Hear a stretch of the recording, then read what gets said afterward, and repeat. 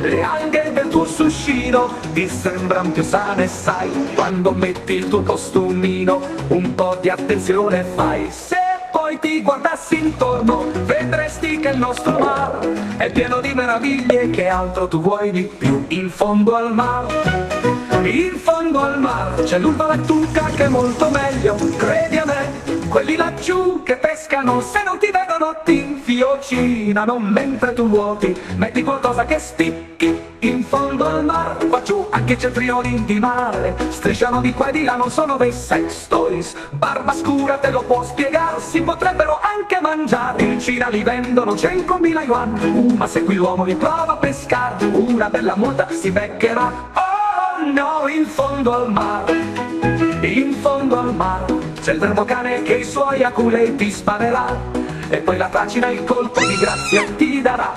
No, non ci andare in fondo al mar, se le scarpe da scoglio non vuoi portar, di bellezze e pericoli è pieno.